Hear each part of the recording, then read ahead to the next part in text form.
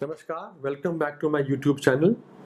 अब पिछले हफ्ते डिटेल्स निकली जो इकोनॉमिक पैकेज की, और मेरे को ये कहना पड़ेगा कि बहुत ही निराशा हुई, क्योंकि जिस तरह से उम्मीद थी कि बहुत अच्छा पैकेज आने वाला है, एक प्रैक्टिकल अप्रोच करेगी सरकार फॉर अ चेंज, वो नहीं हुई। और दुर्भाग्य से मेरे को ये कहना पड़ता है क्योंकि हमने कुछ नहीं सीखा इतिहास से। 1960 से लेके अभी तक हम उसी दायरे में बैठे हुए हैं। दुनिया बदल गई, दुनिया आगे चलेगी, पर हम अभी भी वहीं बैठे हुए हैं। हमने पूरे 1970 का जो दशक था वो खो दिया, क्योंकि हम लाइसेंस राज में ही बैठे रहे, हम सोशलिज्म के एरा में ही बैठे रहे। बाकी जो एशियाई देश हैं, कोरिया, थाईलैंड, मलेशिया, ये सब प्रोग्रेस कर गए। 1980 का दशक आया, चाइना प्रोग्रेस करना शुरू किया। 1980 में चाइना और हिंदुस्तान की आर्थिक स्थिति बिल्कुल एक जैसी थी। चीन कहाँ से कहाँ पहुँच गया और हम यहाँ के यहीं रह गए। चाइना कम्युनिस्ट कंट्री है, पर उन्होंने तब भी स्थिति को समझा और अपने आप रिफॉर्म किया। हम डेमोक्रेटिक कंट्री हैं, हमें कोई कंपल्शन नहीं है सोशलिज्म को लेने का, बट हम सोशलिज्म में ही फंसे रह गए और आज तक सोशलिज्म में ही फंसे हुए हैं। सिर्फ 1991 में, क्योंकि उस टाइम स्थिति ऐसी थी कि हमें IMF की शर्तें माननी पड़ी, वो एक तरह से एक ही रिफॉर्म हुआ उस वक्त। उसके बाद अभी तक land reform, labour reform, tax reforms नहीं हुए। ये मेरे मुताबिक बहुत अच्छी अपॉर्चुनिटी थी रीसेट करने की। हर क्राइसिस में, जैसे कहते हैं, हर क्राइसिस में एक अपॉर्चुनिटी भी आती है। क्राइसिस बहुत ग्रेव है, मैं मानता हूँ कि बहुत सीरियस है, हेल्थ कंसर्न भी है, फाइनेंशियल कंसर्न भी है, पर इस क्राइसिस को एक अपॉर्चुनिटी में बदलना चाहिए था, जो कि मेरे मुताबिक तकरीबन सभी पश्चिमी देशों ने किया है। उन्होंने अपने व्यापार को बहुत अच्छे से हेल्प किया है, इंडस्ट्री को बहुत अच्छा सपोर्ट दिया है। जो इस तरफ भी, अगर आप ईस्ट की तरफ भी देखें तो जापान, कोरिया ने काफ़ी अच्छा सिस्टम निकाला है अपने इंडस्ट्री को सपोर्ट करने का। पर हम उसी सोशलिज्म में फंसे रह गए, क्योंकि हमें है कि भी हर सरकार को, ना सिर्फ इस सरकार को, ना सिर्फ केंद्रीय सरकार को, राज्य सरकार को भी मैं मानूंगा, एक ही उसमें मानूंगा। हर सरकार को, चाहे केंद्रीय हो या राज्य हो, उनको सिर्फ सोशलिज्म करने का एक तरह से बहुत इजी वे आउट है, बहुत आसान तरीका है कि आप आके बोलें कि हम गरीबों का ये करेंगे, हम गरीबों के लिए वो करेंगे, ये योजना डालेंगे, हम ये स्कीम डालेंगे, और उन स्कीम्स में से कितना फायदा होता है गरीबों का किसी को नहीं पता। कितनी गरीबी रेखा से लोग बाहर आते हैं किसी को नहीं पता, क्योंकि अगर वाकई में गरीबी रेखा से बाहर आ रहे होते लोग इन स्कीम्स के कारण, तो अब तक 1960 से शुरू हुआ गरीबी हटाओ का नारा, तो 60 साल में तो हमारे गरीब लोग को जो आबादी है वो बढ़ कैसे रही है? वो तो कम हो जानी चाहिए थी, बहुत कम हो जानी चाहिए थी अभी तक। तो ये सिर्फ जो स्लोगन्स हैं और ये जो योजनाएं हैं, इन्हीं में हम अटके हुए हैं। और बहुत दुर्भाग्य इसलिए है क्योंकि ये बहुत बड़ा क्राइसिस जो है हमारे सामने, इसमें एक बहुत बड़ी अपॉर्चुनिटी थी जो मेरे मुताबिक सरकार ने मिस कर दी।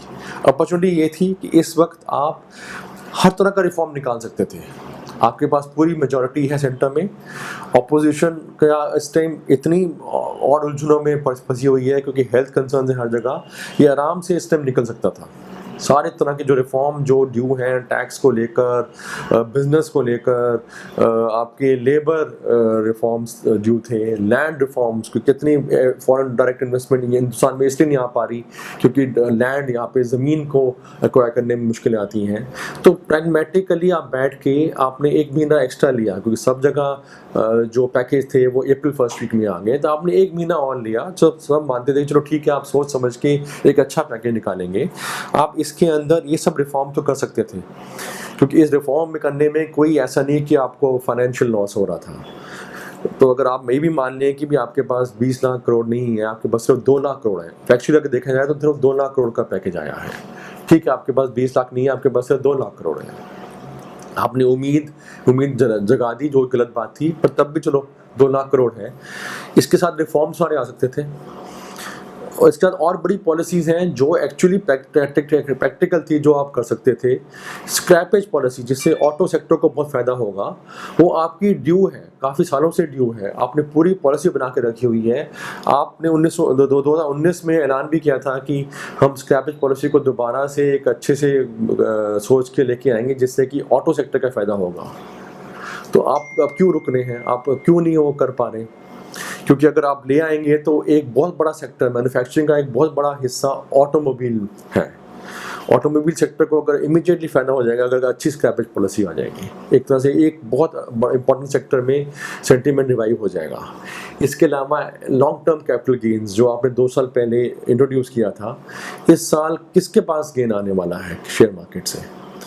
आपका पिछले 2 सालों में भी बहुत ही छोटा अमाउंट कलेक्ट हुआ है LTCG से। अब अगर आप स्थगित कर दोगे 2 साल के लिए LTCG तो कोई नुकसान नहीं होगा, मार्केट का सेंटीमेंट बेटर हो जाएगा।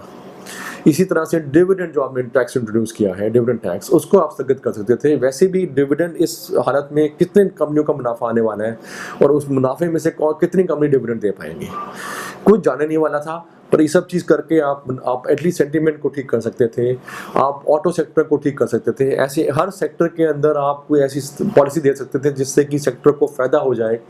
और ये बहुत अच्छा टाइम था सारी तरह के रिफॉर्म्स को इंट्रोड्यूस करने का। और रिफॉर्म्स के साथ क्या होता कि आने वाले समय में हर सेक्टर का फ़ायदा हो जाता, नई इन्वेस्टमेंट्स आ जाती, एक नया जोश आ जाता इकोनॉमी के अंदर। और आपने सब वो खो दिया क्योंकि हमारा जो सरकारी संस्थाएं हैं और सरकारी जो तरीका है सोचने का वो 1960 में ही फंसा हुआ है। सन 2020 आ गया पर हम 1960 में ही फंसे हुए हैं। हम वही पुरानी चीज़ें को दोबारा से करते जा रहे हैं, ये योजना बना रहे हैं, ये पॉलिसी बना रहे हैं और हर तरह की चीज़ें कर रहे हैं जिससे कि फ़ायदा बहुत कम लोगों को हो और लगे बहुत बड़ा, कैसे बहुत बड़ी चीज़ कर दी। तो मैं कहूँगा कि बहुत दुर्भाग्य है, हमने बहुत बड़ी अपॉर्चुनिटी मिस की है। और इसमें कोई शक नहीं कि हमारी जो मार्केट्स हैं और इकोनॉमी है वो अंडर परफॉर्म करेंगी। स्टॉक मार्केट भी क्वाइट लाइकली अंडर परफॉर्म करेगी बाकी मार्केट्स के तुलना में। पर मैं तब भी ये कहूँगा कि हमें क्योंकि 2-3 कारण हैं कि मैं अभी भी बुलिश हूँ। एक तो मार्केट का लेवल बहुत अच्छा है, नीचे काफ़ी उतरी हुई है मार्केट, करेक्शन बहुत अच्छी आई हुई है, तो इस मौक़ों को ना खोएं। आप अभी भी अपना बुलिश नज़रिया रखें। दूसरा, हिंदुस्तान की जो भी तरक्की हुई पिछले 60-70 साल में वो सरकार के बावजूद हुई, सरकार के साथ कभी भी नहीं हुई। तो हमें ये चीज़ नहीं भूलनी। तो ठीक है, सरकार ने निराशा की, पर हर सरकार ने निराशा की है यहाँ पे। तो आपकी सरकार की निराशा को लेकर आपको निराश नहीं होना, आपको मार्केट में अभी भी अपॉर्चुनिटीज़ ढूंढनी है और निवेश करना है। क्योंकि जो बिजनेसमैन हैं और जो बाकी नागरिक हैं वो अपना अपना रास्ता निकालेंगे और तरक्की तब भी होगी इस देश में। तीसरा कि ठीक है, हमने गड़बड़ की, हमने एक अपॉर्चुनिटी खोई, पर बाकी देशों में ये अपॉर्चुनिटी उन्होंने कैप्चर की। तो ठीक है, हम अंडर परफॉर्म करेंगे तो क्योंकि बाकी जगह हम सब मार्केट्स अच्छा करेंगी, क्योंकि अपॉर्चुनिटी की तरफ से आ रही है आगे मार्केट्स, तो हमें भी उसका थोड़ा बहुत फ़ायदा मिलेगा। अगर पूरी बाढ़ आएगी पूरी दुनिया में, लिक्विडिटी की बाढ़ आएगी कि बहुत पैसा नया फेंका जाएगा मार्केट में, एसेट्स पे फोकस किया जाएगा, नए बिजनेसेस को इंकरेजमेंट की दी जाएगी, तो उसका कुछ ना कुछ लिक्विडिटी हमें भी आएगी। हालांकि हमने कोई कोशिश नहीं की पर तब भी हमें फ़ायदा मिलेगा। तो इसलिए क्योंकि बाकी सब देशों ने बहुत अच्छा इकोनॉमिक पैकेज निकाले हैं तो उसका फ़ायदा हमें भी आएगा। हम अंडर परफॉर्म करेंगे पर तब भी हम परफॉर्म करेंगे। और लास्टली मैं ये समझूंगा कि हमें उम्मीद नहीं खोनी, क्योंकि यहाँ से पॉजिटिव सरप्राइज आ सकता है। जैसे अगर हम आज की अगर खबर देखें तो एक लगता ये है कि मॉडर्ना कंपनी के पास एक वैक्सीन का तकरीबन पूरा एक तरह से बनने वाला है, वैक्सीन जब जल्दी बन जाए तो कोई ना कोई पॉजिटिव सरप्राइज आने वाले हैं। तो इसलिए आगे आप पॉजिटिव रखें अपना, क्योंकि मेरे मुताबिक मार्केट काफ़ी करेक्ट कर चुकी है, डाउनसाइड लिमिटेड है। तो जो निराशा जो भी हुई हमारी जो पैकेज को लेकर उसको आप जल्दी से निकालें बाहर और आगे चल के जो अपॉर्चुनिटीज़ है मार्केट में उस पर कॉन्सेंट्रेट करें। मेरे मुताबिक हर फॉल में निफ्टी, सेंसेक्स और जो अच्छी दिग्गज कंपनीज हैं वो एक बहुत अच्छा बाइंग अपॉर्चुनिटी दे रही हैं। तो आप बुलिश ही रहें, क्योंकि ये तो समय बुलिश होने का ही है और आगे जैसे मैंने बताया कि आगे पॉजिटिव सरप्राइज का बहुत अच्छा चांस है। तो इसलिए मैं आगे वीडियोस में भी मैं आपको अपॉर्चुनिटीज़ के बारे में बताता रहूँगा और मैं आशा करूँगा कि आप हर फॉल के अंदर इस मार्केट के अंदर इन्वेस्ट करेंगे। मेरा यूट्यूब चैनल देखने के लिए शुक्रिया, नमस्कार। आप इसको ज़रूर लाइक और शेयर करिए और अगर आपके कोई क्वेरीज हैं तो आपके सामने जो नंबर आ रहे हैं और ईमेल आईडी आ रही है, आप इस पर ज़रूर फ़ोन कर सकते हैं या ईमेल डाल सकते हैं। शुक्रिया, नमस्कार।